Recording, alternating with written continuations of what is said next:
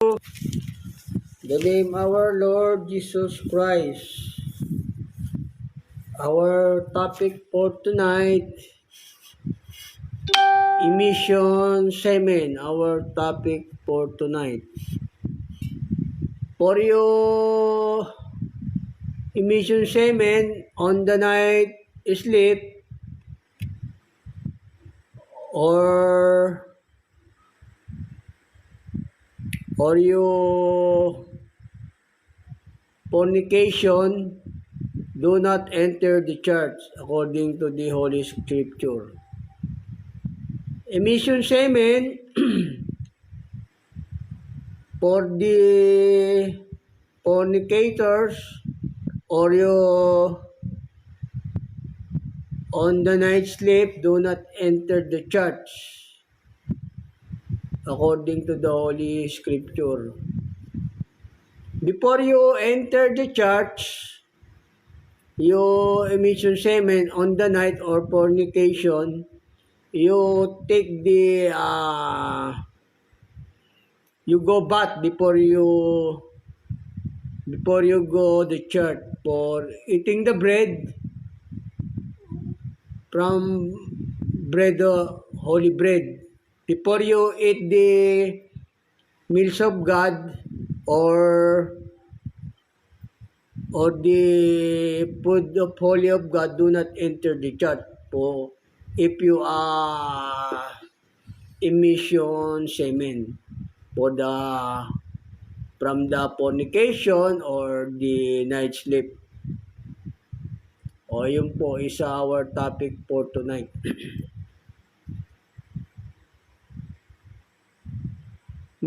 Pagka nilabasan po kayo ng bini sa pakikiapid o sa gabi, o bawal po tayong pumasok sa church pag nilabasan po tayo ng bini sa pakikiapid o kaya sa natutulog tayo sa gabi, nagkaroon tayo ng pagnanasa, bawal pong pumasok sa church na hindi ka naliligo. Bawal kang kumain ng pagkain na galing sa Diyos o yung mga banal na bagay na pagkain sa Diyos. Bawal kang pumasok sa church pagka yung nilabasan po kayo ng semen on the night sleep. Ganon. O from fornication. O do not enter the church for your emission semen.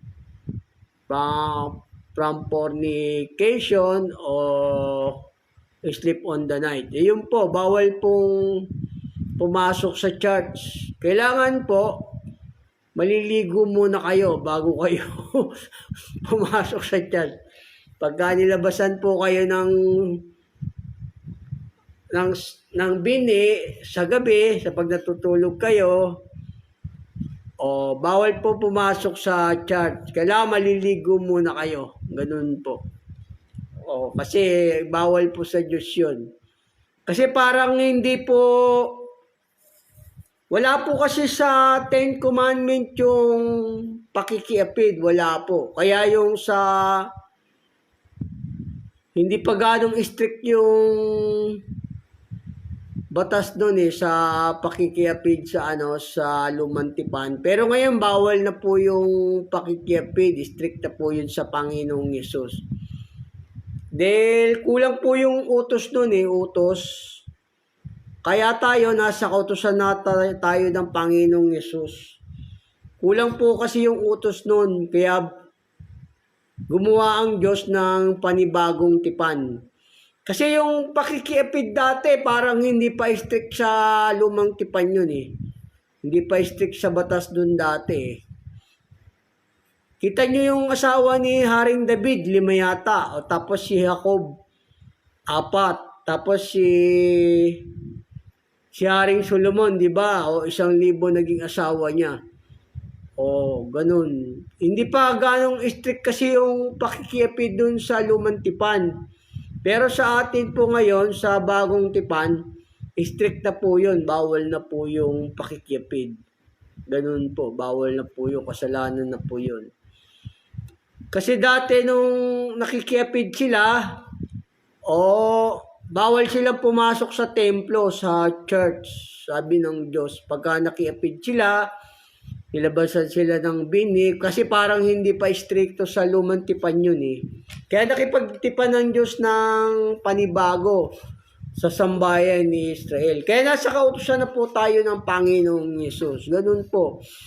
Bawal po kasi sa kanilang pumasok sa templo eh, pag nilabasan sila ng binhi nila sa gabi, o kaya nakiapid sila, bawal po yun. Kailangan naliligo muna yung tao.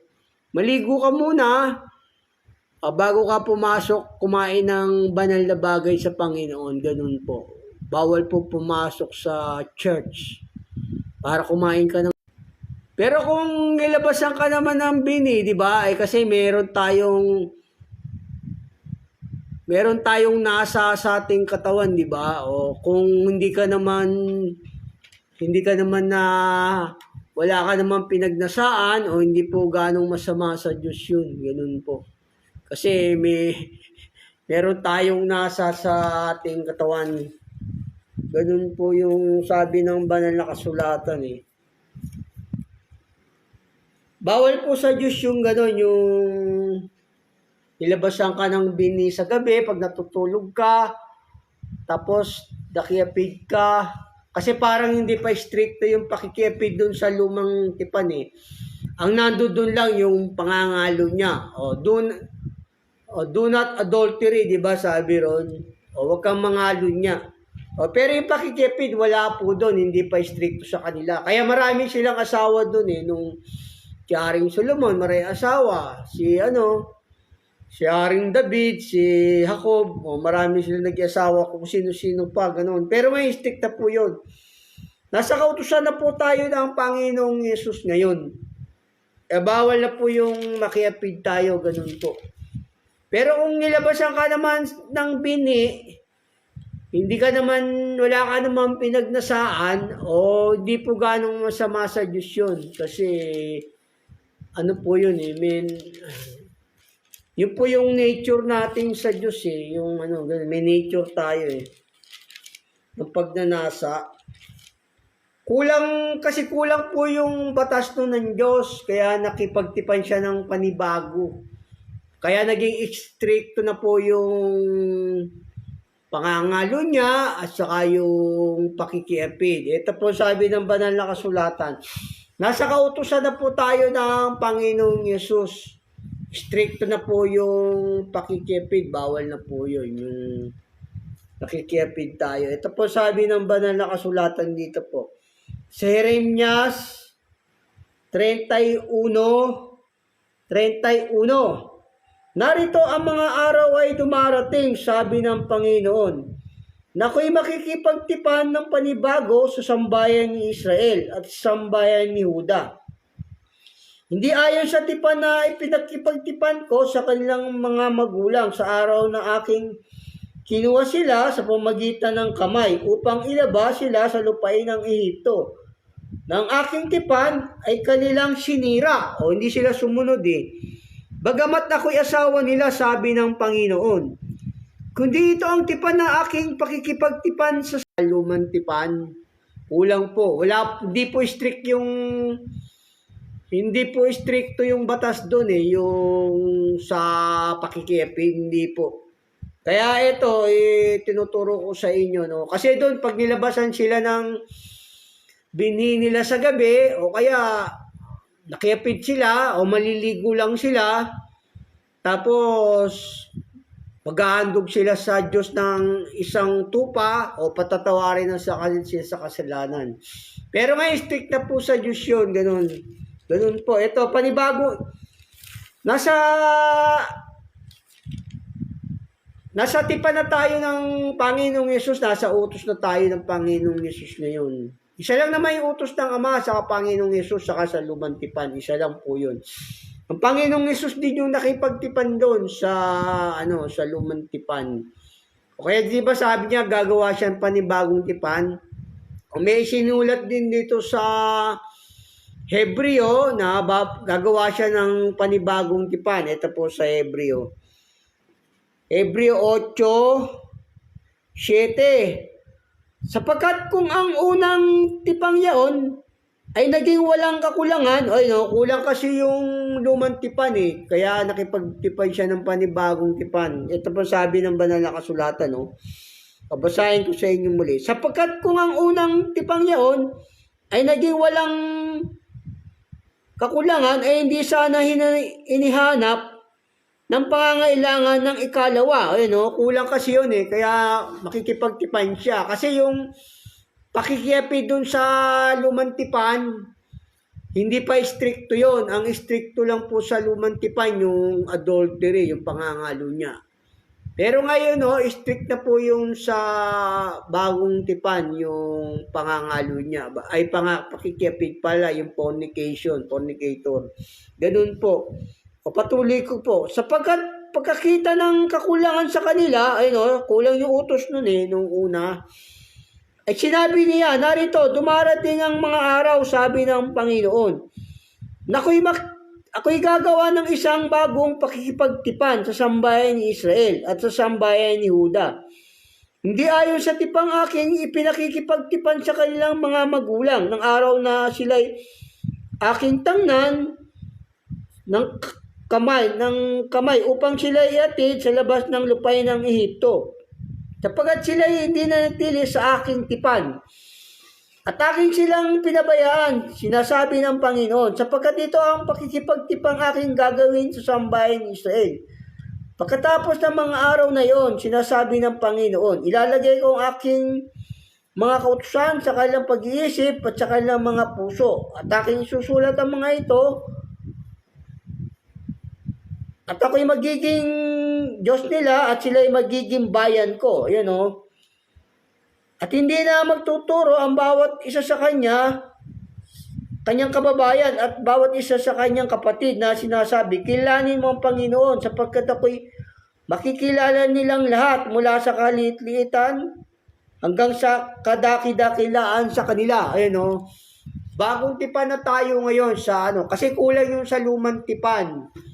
Kulang yun, kaya nakipagtipan ng Diyos na ganon. Kasi doon sa lumang tipan hindi pa stricto yung mga pakikiapid O kaya marami silang asawa. Ngayon stricto na po yung pakikiapid, bawal na po yun. Doon po kasi sa lumang tipan, pag nilabasan sila ng bini ng pakikiapid, maghahandog sila ng mga tupa, ganun po. Nasa tipan na tayo ng Panginoong Yesus. Isa lang naman yung utos natin sa Panginoong Diyos, isa lang. Sa buong mundo, isa lang yun, isa lang yung instruction niya. Ganun, ito sabi ng banal na kasulatan. Isa lang yung instruction ng Diyos sa kanyang kautusan. Ito po, basahin ko sa inyo rito. Kaya para sa buong mundo po itong utos ng Diyos. Isa kasi yung Diyos natin, isa lang yung mag-ama, di ba? O kaya ganun. Kaya yung utos natin, isa lang po yun. Isa lang po ang instruction ng Diyos. Ito sabi ng banal na kasulatan sa Bilang. Stricto na po yung ganong batas. Ito po sabi ng banal na kasulatan dito po sa Bilang 15:16. Isang kautusan at isang ayos magkakaroon sa inyo at sa taga-ibang bayan sa nakikipamayan sa inyo. Isa lang yung utos sa buong mundo ng Diyos yung tipan ng Panginoong Diyos, ng Panginoong Yesus, ganun. Isa lang yun. Gaya rito sa rito, sa may, kung ano yung utos sa mga ibang bansa, sa Israel, ganun din po yung utos sa mga lahat ng bansa. Isa lang po yun, ganun. Isa lang ang instruction ng Diyos. Ito pa rin po sa Levitico 24:22.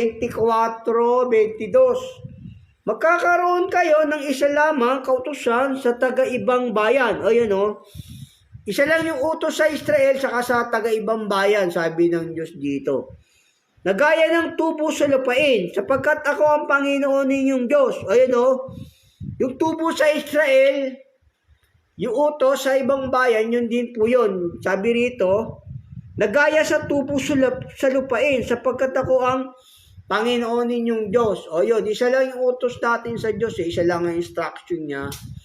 O yun, kasi sa lumang tipan, pag nakiapid sila ron, nilabasan sila ng bini sa gabi, bawal silang pumasok sa templo, kailangan maliligo sila. Pero exist pa rin ngayon yun, exist pa rin yun ngayon. Mas stricto na ngayon, mas stricta po yung batas ngayon, yun sa Diyos, ganun. Bawal na po yun. Pero tinubos na tayo ng Panginoong Yesus doon, pero bawal po yun. Huwag mo lang sasadyain yung kasalanan. Bawal kasi doon yung nakikiapid yung ganon. Kaya pinag-utos ng Diyos na ang bawat lalaki at babae magkaroon ng kanya-kanyang asawa. Ganon. Ito sabi ng banal na kasulatan, no? Sabi rito, no, sa may pakikiapid po kasi yan eh. Kaya ito sabi ng banal na kasulatan dito. Kaya utos ng Diyos, magkaroon tayo ng asawa kung di natin kayang pigilan yung ating sarili o na wag masturbation, ganon. O kailangan mag-asawa tayo, ganon po. Bawal din naman tayo magpapalit-palit ng asawa o pupunta sa mga kasa, bawal po yun sa Diyos. Kasi karumihan yun, pakikipid, ganun po. Ito, kailangan mag-asawa tayo. Ito po sabi ng banal na kasulatan dito. Sa unang Korinto 7:2, datapot dahil sa mga pakikipid, ang bawat lalaki ay magkaroon ng kanyang sariling asawa. At ang bawat babae magkaroon ng kanyang sariling asawa, gano'n yun. Ayun po, kaya stricto na po ang Diyos doon sa pakikiapid, bawal po yun. Kung di po natin kayang pigilin yung ating sarili, okay lang po yung nilabasan ka ng bini, pero wala kang pinagnasaan, gano'n. Pwede sa Diyos yun, hindi mabigat na kasalanan. Kasi meron po tayong by nature, di ba? O gano'n na dumarating na pagnanasa sa atin. Pero yon pagsubok ng Diyos yun, kung makapasa ka. Kung hindi mo ginawa yung nasang yon, magiging banal ka yon. Mababanal ka nun, banal ka nun sa Diyos. Yung napigilan mo yung nasa ng laman mo, banal ka sa Diyos nun, ganun, banal ka. Binabasa ko lang muna to sa inyo, no? Kasi nga, mamaya ako na babasahin yung iba kasi bawal sa Diyos yung pagnanasa ng laman ginagawa natin, bawal po yun. Saka yung pakikiapid. Ito sabi po ng banal na kasulatan dito sa Pero kung di mo kayang pigilin yung sarili mo, mag-asawa ka na lang, gano'n sabi ng banal na kasulatan, di ba? Dahil sa pakikiapid ng bawat lalaki at babae, magkaroon ng kanyang sariling asawa, di ba? Ito, sabi ng banal na kasulatan dito, sa may unang Tesalonica 4:3, sapagkat ito ang kalooban ng Diyos sa makatwid bagay, ang iyong pagpapakabanal, na kayo magsiilag sa pakikiapid. Mag-iilag tayo sa pakikiapid, sabi ng Diyos dito. Nang bawat isa sa inyo ay makaalam na maging mapagpigil sa kanyang sariling katawan sa pagpapakabanal at kapurihan. Pag napigil mo yung nasang yon, kasi yung bautismong apoy sa Diyos, pag napigil mo yung nasang yun sa gabi, hindi mo nagawa, banal ka sa Diyos noon, ikaw yung nagiging banal ng tao po noon. Yung hindi ka nilabasan sa gabi. Pero naiintindihan ng Diyos yun kasi nga, meron tayong pagnanasa sa katawan eh. Pero kung napipigil mo yon, hindi ka naglalabas ng semen mo sa gabi, dumating yung nasa mo. Banal ka sa Diyos noon. Yun, isa kang holy sa Diyos. Yun po yung bautismong apoy, pagka yung na ganap po natin yung ganun. Pero sa lumang tipan, mamaya babasahin ko sa inyo yung ganun, hindi ganong stricto sa Diyos dati yun eh. Nag-aandog lang sila sa Diyos. Ito, pagka yung napigil mo yung katawan mo, sa mga ganon, o nagiging banal ka, sabi ng Diyos dito, di ba? O yun, yung, kasi ang stricto lang dati sa Diyos, di ba, yung sa Ten Commandments, yung pangangalo niya, yung yun lang stricto eh. Kaya kulang yung utos eh. Kaya nakipagtipan siya ng panibago, di ba, sabi niya, o ganon. Ito po sabi ng ganon sa Roma, no? Meron dito rin sa Roma, saka sa Mateo, kasi dito, kulang yung utos. Sabi ng Panginoong Jesus dito, di ba? Kaya nakipagtipan siya ng panibago. O sabi dito ng Panginoong Jesus, kasi dati yung pangangalo niya sa kanila, yung umiwalay ka sa asawa mo. Tatapat sinasabi ko sa inyo, na ang bawat tumingin sa isang babae na taglay ang masamang hangad, ay nagkakasala na ng pangangalo niya sa kanyang puso. At kung ang kanan mong mata ay makapagpapatisod sa iyo, ay dukitin mo at iyong itapon, sapagkat may papakinabangan ka pa na mawala ay isa sa sangkap na inyong katawan. At huwag ang buong katawan mo ay mabulid sa impyerno. At kung ang kanan mong kamay ay makapagpapatisod sa iyo, ay putulin mo at iyong itapon, sapagkat may mapapakinabangan ka pa na mawala ang isa sa mga sangkap ng iyong katawan. At huwag ang buong katawan mo ay mapasa impyerno. Sinabi rin naman, ang sino mang lalaki na iwalay ang kanyang asawa, ay bigyan niya siya ng kasulatan ng paghiwalay. Datapat sinasabi ko sa inyo na ang sino mang lalaki na iwalay ang kanyang asawa, liban na lamang kung sa pakikipit ang dahil, ay siya ang sa kanya ay nagbigay ng kadahilanan ng pangangalo niya. At ang sino mang mag-asawa sa kanya, kung maiwalay na siya ay nagkakasala ng pangangalo niya. Ayun hindi pa ganong strict kasi sa batas ni Moises to eh. Kaya marami silang asawa rin sa lumang tipan eh. Pero ngayon, strict na po yun. Ngayon, yung tumingin ka, o sa babae na masamang hangad, pinagnasaan mo, o bawal po sa Diyos yun, nagkakasala ka ng pangangalo niya. Yung mga babae naman dyan sa social media, di ba? Mga nagkakasala yung kala nyo, di ba? Kasalanan ginagawa nila yun, na mga naka-bold kayo dyan sa social media, mga nakabikini kayo, bawal po yan sa Diyos. Sabi ng Diyos, gagayak ng matitimang damit at hinahon. Dyan sa social media, di ba? Halos nakawagbo na kayo dyan, mga tukso kayo dyan, mga kampon kayo ng Diablo. Yung kampon ng Diablo yung mga yun eh. Yun, bawal na sa Diyos yun, yung strict na po yun sa Diyos, yung pakikipid, yung pangangalo niya. Kailangan magpigil tayo sa ating katawan, ganon. Sabi ng banal na kasulatan. Kasi ang mapakiapid at mga pangalo niya ay pawang hahatulan ng Diyos.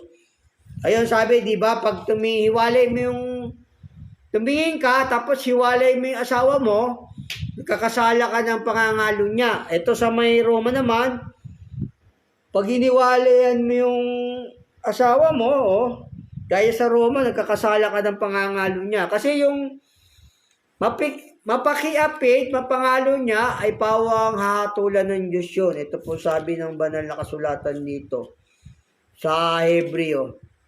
Hatulan ng Diyos yung mapakiapit sa yung mapangalo niya. Ibabasahin ko nyo mamaya sa inyo yung sa lumang tipan kasi hindi stricto sa Diyos yun eh. Pero ngayon, stricto na po ngayon sa Diyos. Ito pong sabi ng banal na kasulatan,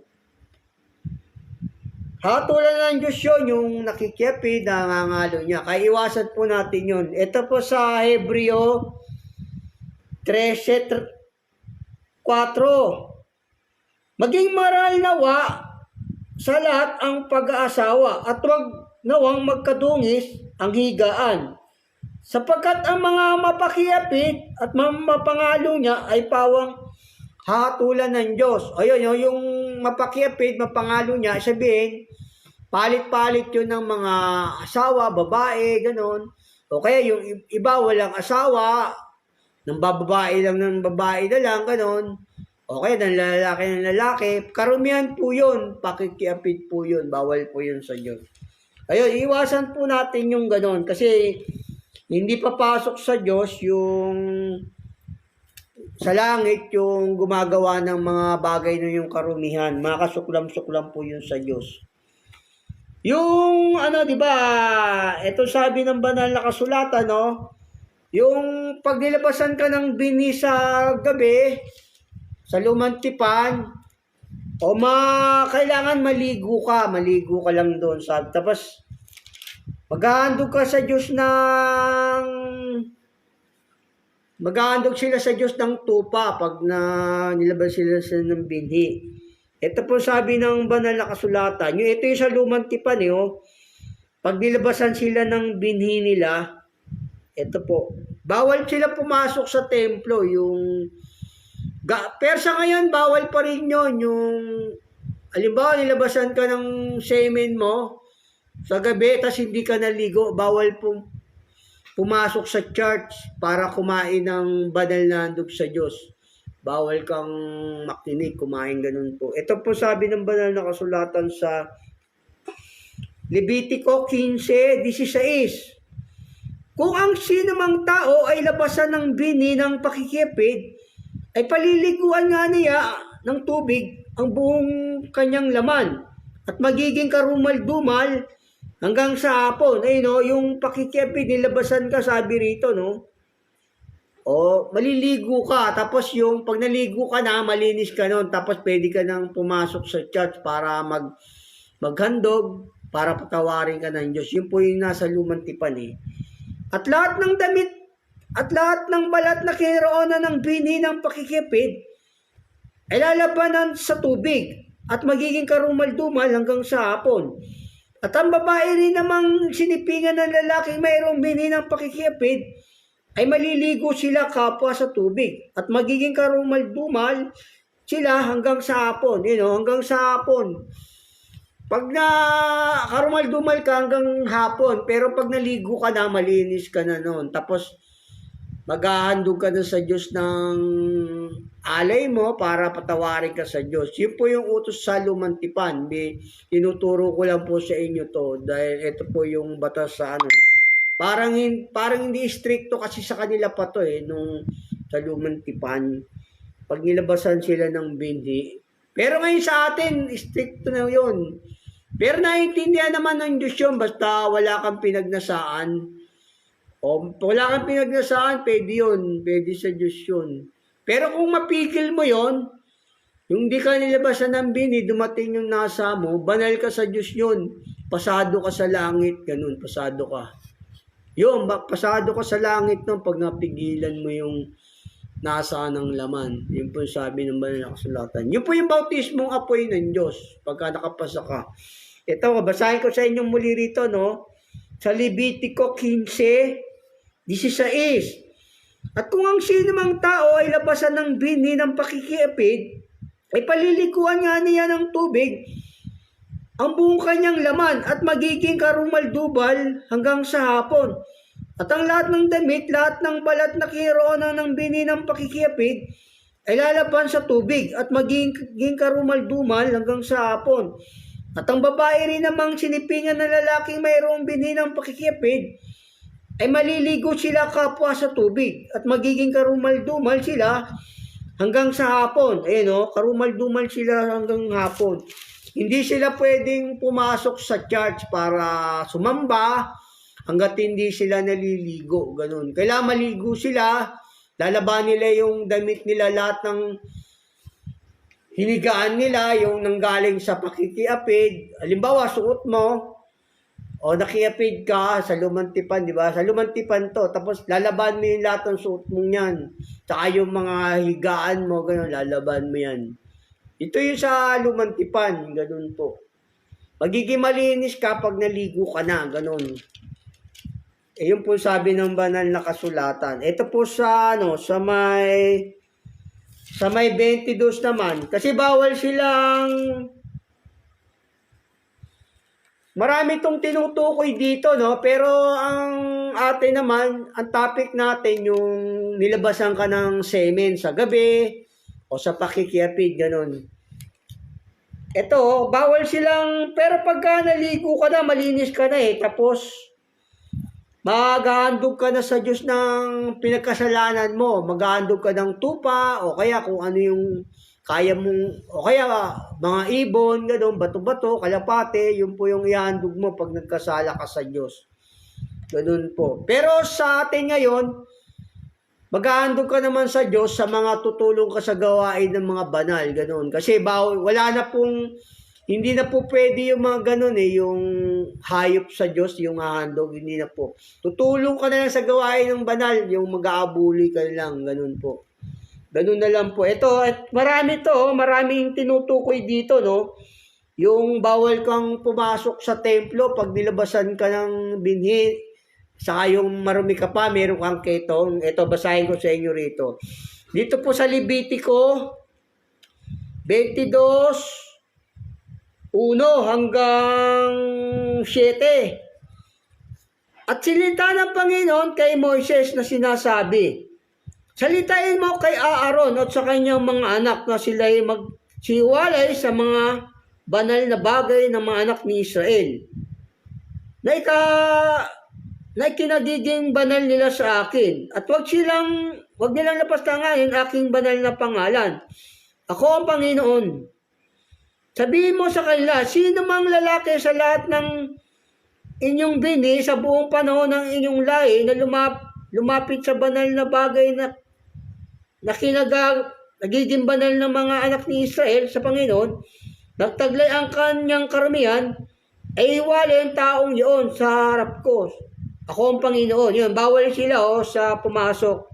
Iwalay yun. Sino mang lalaki na sabihin ni Aaron na may ketong o may agas, ay hindi kakain ng banal na bagay hanggang siya ay malinis. O yun, hindi ka pwedeng kumain ng mga handog sa Diyos pagka hindi ka pa naliligo. Ganun. At ang humipo ng alinmang bagay na karumal-dumal dahil sa patay, ang lalaking nilabasan ng bini nito, yung nilabasan din ng bini, sabi rito, ang lalaking bini, nilabasan ng bini, hindi rin pwedeng pumasok pa sa church yun hanggat hindi siya naliligo. Ganun, no? Ito, sabi rito, ang lalaking nilabasan ng bini nito, o sino mang humipo ng anumang umuusad na makapagpaparumi o lalaking makakawa dahil sa alinmang karumihan niya, ang lalaking umipo ng gayon ay magiging karumal-dumal hanggang sa hapon. At hindi kakain ng mga banal na bagay malibang maligo siya sa tubig. Ayun, kailangan maligo muna sa tubig pag nilabasan ka ng bini, sabi rito ng Diyos, bago ka pumasok sa church, bago ka sumamba, ganon. Ito, patuloy ko po. At pagkalubog ng araw ay magiging malinis siya. Pagkatapos ay kakain ng banal na bagay sapagkat siya niyang tinapay. Yun, bago ka kumain ng mga banal na bagay sa Diyos, galing ka sa pakikiapid, sa nilabasan ka ng bini o babae ka man lalaki, bawal kang pumasok sa church. Ganun po. Pero iba dyan, galing sa Makati, galing sa pakikiapid, di ba? Galing sa Makati sa trabaho sa gabi. Tapos sisimba na sa Baclaran, hindi niya alam, nakiapid sila, hindi pa sila naliligo, nagsisimba na. O yung bawal na Diyos yun. Bawal po sa Diyos yun, kasi nga, ribulto yung sinasamba nila doon sa Baclaran, di ba? O ribulto. Kasi maraming ganyan yung nagtatrabaho sa gabi, tapos pupunta ron sa Baclaran, araw ng Baclaran, gabi, uwian na nila.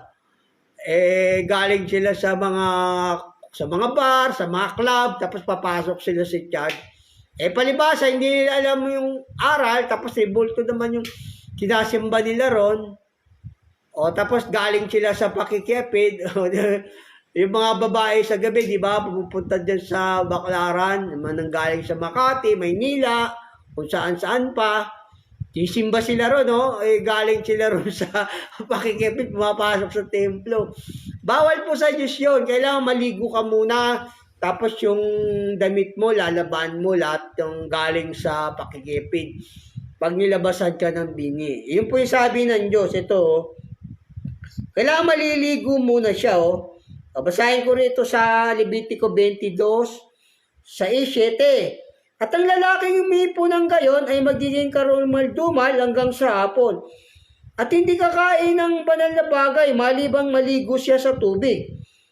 At pagkalubog ng araw ay magiging malinis siya. O yan, pag gabi na, lubog na araw, malinis ka na. At pagkatapos ay makakain ng banal na bagay sapagkat siya niyang tinapay. Ayun, saka ka lang kakain ng mga banal na handog sa Diyos.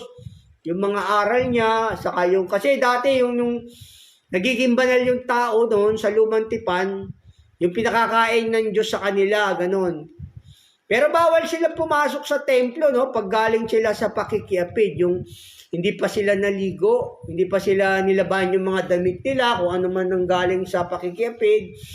Eh dyan sa Baklaran, kung saan ang gagaling yung mga babae dyan eh. Tapos sisimba sila ron.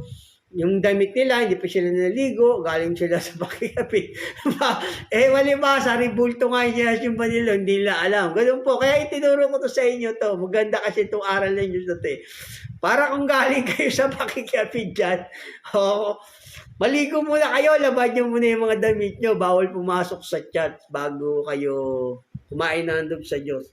Ganun po, ganun po. Pero ang halimbawa, ganun, no, di ba, na nakagawa na sila ng ganon, o nagkasala sila, o mag-aandog sila sa Diyos. Mag-aandog sila. Ito sabi ng banal na kasulatan dito. Pagka hindi nila alam yung kasalanan, o tapos mag-aandog sila ng tupa, ng mga kung anong nilang handog. Ito po yung sa bagong tipa, sa lumang tipan. Ito sabi ng banal na kasulatan. Maghandog sila sa Diyos. Ito po sa may Levitico 5:4. Kung ang sino man sumumpa ng kanyang mga labi na walang dili-dili na gumawa ng masama o gumawa ng mabuti, maging ano man ang salita ng tao na walang dili-dili, kakbay ng sumpa sa kanyang ininalihim, pagka nalaman niya ay magiging makasalanan nga siya sa isa sa mga bagay na ito. Ayun, mag-aandog sila. Ito naman sa may 17. Kung ang sino man ay magkasala at gumawa ng aliman sa mga bagay na iniutos ng Panginoon na huwag gawin, bagamat hindi niya nalalaman, makasalanan din siya. Magtataglay siya ng kanyang kasamaan. At siya'y magdadala ng saserdote ng isang tupang lalaki na walang kapintasan na kinuha sa bayan, sa kawan, ayon sa iyong pagkahalaga na pinakahandog dahil sa pagkakasala. At itutubos sa kanya ng saserdote tungkol sa mga bagay na pinagkamalian niya na di sinasadya at di niya nalalaman. At siya'y patatawarin. Mag-ahandog lang sila ng tuparon kung nakiapid sila at hindi nila kasalanan yun. Yung nilabasan sila ng bini, mag-ahandog sila ng alay sa Diyos, tas patatawarin sila sa lumang tipan. Yung nakiapid sila, nilabasan sila ng bini, nag-ahandog sila sa Diyos. Kung ano yung kaya ng tao, yun yung hinahandog nila. Halimbawa, kalapate, o kaya yung tupa, kambing, yun yung hinahandog nila. Pero sa atin po ngayon, hindi na po yun ngayon. Hindi na po naghahandog ng mga tupa kung anong hayop. Kundi yung tutulong ka na lang sa gawain. Kundi yung tutulong ka na lang sa gawain. Kundi yung tutulong ka na lang sa gawain. Kundi yung tutulong ka na lang sa gawain. Tutulong ka na lang sa gawain. Kundi yung tutulong ka na lang sa gawain ng banal. Hindi ka na pwedeng maghandog sa sa Diyos ng mga tupat kambing, hindi na. Ayaw na ng Diyos po yun. Kasi may isang handog na, yung Panginoong Yesus na po yun. Yung Panginoong Yesus na po yung handog natin. Ito po sa Roma. Ito pa rin po sa Roma. Basahin ko sa inyo sa Roma rito. Sa Roma 12. Sabi rito sa Roma 12, no? Ito, tutulong ka na lang sa gawain ng mga banal. Ito sabi, sa Roma 12:13. Mapagdamay sa kailangan ng mga banal, maging mapagpatuloy. Yun, dadamay ka na lang sa gawain ng mga banal, ganun. Tutulong ka sa mga pangailangan mga banal. Kasi hindi ka na pwedeng maghandog sa Diyos ng mga literal na bagay, yung gaya ng mga kambing, tupa, yung mga kalapate, hindi na acceptable sa Diyos yun, hindi na po tinatanggap ng Diyos yun. Hindi na po yun ang tinatanggap ng Diyos. Kasi meron ng hain sa Diyos, yung Panginoong Hesus. Ito, sabi ng banal na kasulatan, no? Hindi na tinatanggap ng Diyos yun eh. Ang hain sa Diyos, yung dugo ng Panginoong Hesus na, sa yung katawan niya na inandog niya ron eh. Ito, hindi ka na pwedeng maghandog sa Diyos. Kasi hindi na kinalulugdan ng Diyos yung mga tupa, yung mga kalapate, hindi na po yun. Ito sabi ng banal na kasulatan dito po. Sa Hebreo 10:5. Kaya't pagpasok niya sa sanlibutan ay sinasabi, hain at handog ay hindi mo ibig. Ngunit isang katawan ang sa akin ay handa mo. Ayan Hindi na pwede yung handog sa Diyos na yung gano'n, yung mga kambing, tupa, kalapate, hindi na. Yung katawan na lang ng Panginoong Yesus yung handog, gano'n. Ipahayag mo na lang yung kasalanan mo sa Diyos, gano'n. Yun po yun, para patawarin tayo sa kasalanan. Ito po sabi ng banal na kasulatan, basahin ko sa inyo muli. Kahit pagpasok niya sa sanlibutan ay sinasabi, hain at handog ay hindi mo ibig. Ngunit isang katawan, ang sa akin inihanda mo, sa mga handog na susunugin at mga haing patungkol sa mga kasalanan na hindi ka nalugod. Nang magkagaya sinabi ko, narito ako'y pumaparito sa balumbo ng aklat, ay nasusulat tungkol sa akin, upang gawin, O Diyos, ang iyong kalooban.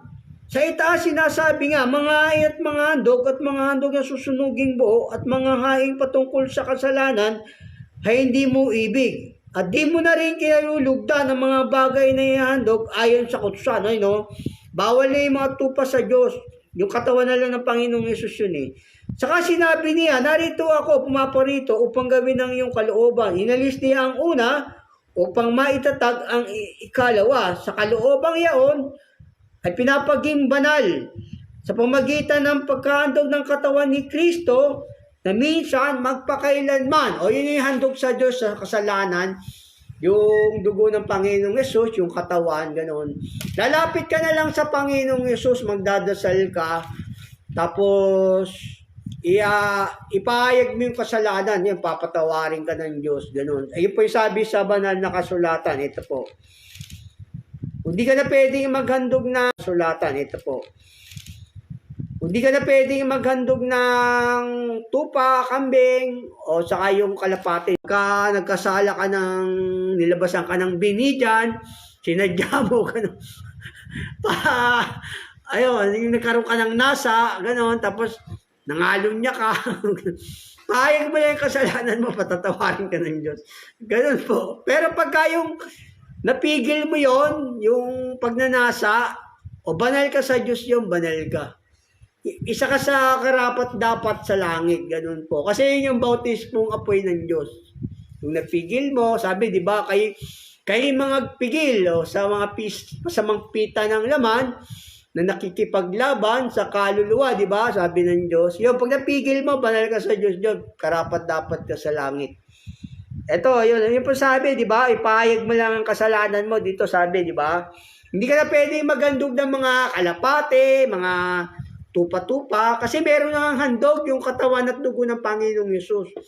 Tutulong ka na lang sa gawain ng mga banal, tapos pahayag mo yung kasalanan mo sa Diyos. Ganon. Basahin ko sa inyo muli para maintindihan nyo.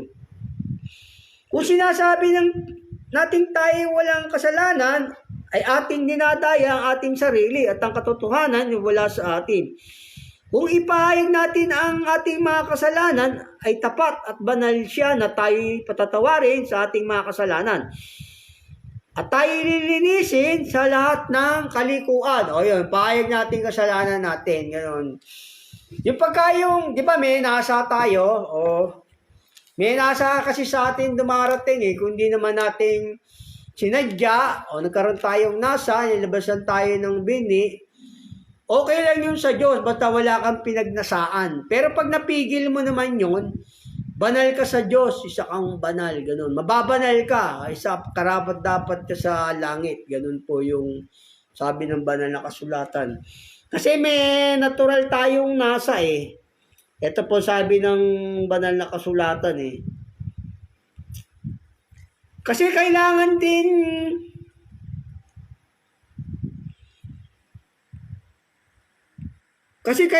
din dumating yung nasa. Kasi pagka hindi dumating yung nasa, mamamatay ka no, sabi ng banal na kasulatan.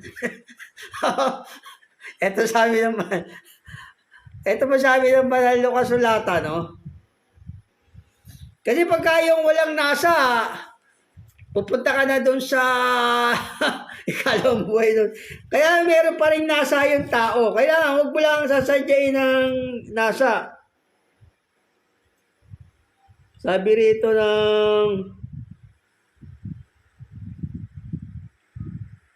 rito ng banal na kasulatan dito. Kailangan dumadating din kasi yung nasa natin. Kundi, pupunta tayo dun sa sa ikalawang buhay na rin pagka hindi dumating yung nasa. Sabi rito ng banal na kasulatan dito.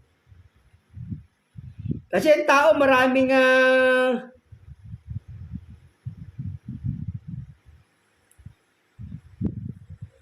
sabi nga kung ito po sabi ng banal na kasulatan. Dito po sa may Ecclesiastes 12:5. Oo, sila ay mga tatakot sa mataas at ang kakilabutan ay mapapasadaan. At ang puno ng almendro ay mamumulaklak at ang balang ay magiging pasan. At ang pita ay manglupaypay sapagkat ang tao ay pumapanaw sa kanyang malaong tahanan. At ang mga tagapanangis ay magsisigala sa mga lansangan. Ay no, kailangan dumating din yung pita kasi pagka hindi dumating yung nasa mo, maaaring mapunta ka na sa langit agad doon. Ganun po.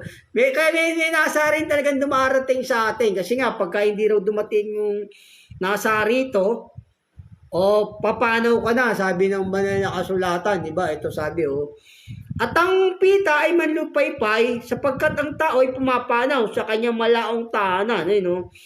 Kaya may pita pa rin dumarating sa tao. Huwag mo lang gagamitin sa kasamaan yung pita mo, ganun, yun po yung sabi ng banal na kasulatan. Ganun po. Gaya rito sabi, sabi rito sa Kawikaan. Sabi sa Kawikaan ng Diyos dito, sa Kawikaan 15, ay 5. Dito po sa Kawikaan 5:15. Sabi rito ng Diyos, maging sa iyong mag-isa lang, sabi rito. Kung wala ka namang pinagdasaan o nilabasan ka ng binhi, hindi po ganong masama sa Diyos yun. Pero mas maganda kung mapigil mo yung sarili mo, ganun. Banal ka sa Diyos. Ito po sa may Kawikaan 5:15. Uminom ka ng tubig sa iyong sariling tipunan ng tubig. At sa nagsisiagos na tubig sa iyong sariling balon. Mananabog pa ang iyong bukal sa kaluwangan. At mga agos na tubig sa mga lansangan. Ayun, maging sa iyong mag-isa, wag sa di kilala na kasama mo, O sabi ng Diyos dito, manabog na lang sa iyong mag-isa, wag sa di kilala mo. Kasi nga, yung di kilala, ibig sabihin, yung mga babaeng mga masasama yun, gano'n, yung mga babaeng masasama. Yung babaeng di kilala, ito po yung ibig sabihin ng Diyos dito. Ayun, basahin ko sa inyong muli, Dito po sa Kawikaan 5:15. Uminom ka ng tubig sa iyong sariling tipunan ng tubig. At sa nagsisiagos na tubig sa iyong sariling balon. Mananabog pa ang iyong mga bukal sa kaluwangan. Ayun, meron kasi tayong bukal, di ba? May bukal tayong nasa. Ito sa ibig sabihin nito eh. At ang mga agos ng tubig sa mga lansangan, maging sa iyong mag-isa. At huwag sa di kilala na kasama mo. Ayun, oh. O, wag daw doon sa kasamang di mo kilala. Halimbawa, galing lang sa club yan, tapos banal ka sa Diyos, tapos, di ba? O, yun. Maging sabi ng Diyos, maging sa iyo mag-isa. O maging sa iyo mag-isa umagos, wag daw sa babaeng di mo kasama. O, umagos na lang sa asawa mo, yun, pwede po yung ganun. Ganun po, yun po yung, paksa po nating natapos. Pero hindi po masama sa Diyos yun. Basta yung hindi mo lang sinasadya yung kasalanan. Yung sabi nga, pag kayo pinapatubayan ng Espiritu, hindi nyo gagawin yung pita ng laman. Sabi mga pita ng laman, yung nasa ng laman yun. Yung nga lang mahina tayo, kaya pahayag na lang natin sa Diyos yung mga kasalanan natin. Kasi nga, ang tao naman, pinakulong ng Diyos sa kasalanan, pinaalipin para maipadama niya ang kanyang habag. Basta aminin natin nagkasala tayo, ganun, hindi tayo nakiapit sa babae, o di ba, na hindi natin kilala. Sabi ng Diyos nga maging sa iyo mag-isa, o wag sa babae na hindi mo kilala, o di baling umagos na lang sa iyo mag-isa. Yung nilabasan ka ng bini. Yung nilabasan kasi ng bini, di ba sa lumantipan, mag-aandog lang sila o pinatatawad na sila ng Diyos. O, tapos kung nilabasan ka naman ng bini, hindi mo naman sinadya, o di ba, may sariling nasa kasi tayo, o di ba, o yun, hindi ka naman pumunta sa club, o hindi ka ng babae dyan, o okay lang po yun, hindi mo naman, wala kang pinagnasaan, o ganun. Pinatatawad po ng Diyos yun. Sabi nga ng Diyos maging sa iyo mag-isa. Huwag sa kasama mong hindi kilala. Sabi hindi kilala, yung mga gumagawa ng masama yun, di ba? Gaya ng sabi ng Diyos, magsilayo kayo sa akin. Hindi kayo nakikilala. Kayong lahat na manggagawa ng kantapalasanan. Sabi mo, gumagawa ng mga pakikipit yung pangalo niya. Ganun. God bless po, yun po yung topic nating natapos na